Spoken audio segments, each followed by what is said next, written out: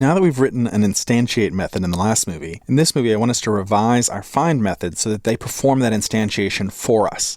And they never return rows, they always just return objects. Before we do that, I just want to correct something from the last movie, which is that I had inadvertently commented out object equals new self. We're going to need that down here. So make sure that the only thing that's commented out are these assignments. Object equals new self still needs to be in that instantiate method. So I'm going to hide those, and I'm going to just look at find by SQL to start with, since that's what these other methods use. And what we want to do here, instead of just having a result set and returning the result set, we want to take that result set and we want to process it. We want to go through each one of those rows by doing a fetch array, pull back a row, and then instantiate it. And we'll assign it to a new array. So I'm going to create an object array here. It's just an empty array. And then I'm going to do MySQL fetch array on the result set, assign it to a row, and then instantiate that row. And it's going to be a static call to instantiate because that's a static function. And the result will be an object that will just get added to the object array. And then at the end, we'll return the object array. So what we'll return is an array of objects, and our rows and our raw result set will not ever get passed back to index. We'll just receive objects. So we'll save that processing. I'm just going to jump up to find all and point out that we don't need to make any changes here. It's already just going to return whatever find by SQL returns.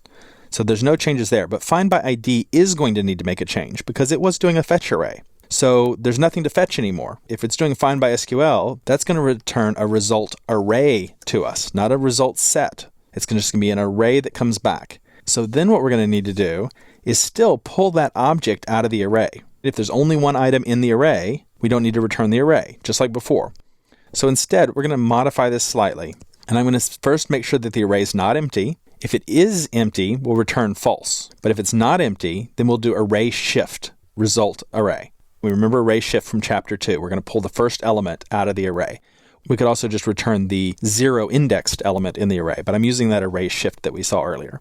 So that's the other change we'll need to make. Now this will also either be returning an object or returning false. The reason why we return false is then we have the ability to say if it returns something. So if we got something back, and it'll be either true or false. So let's go back over here and let's just make a modification to index now so that it can make use of this. This will no longer be returning a record now.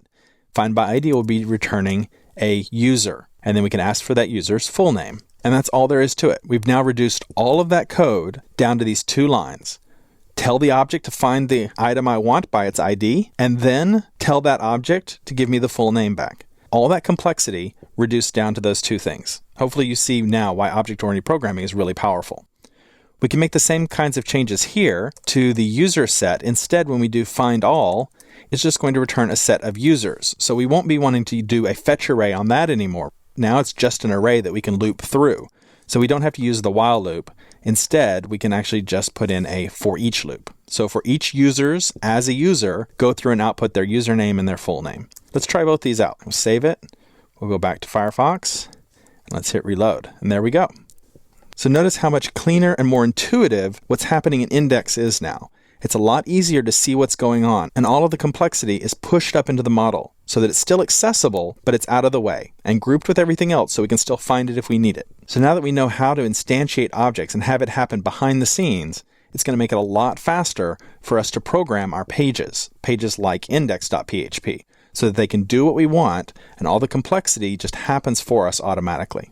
In the next movie, I want to take a slight detour and talk about the case in which we haven't actually required the model that we're looking for and a special way that PHP provides that we can handle that.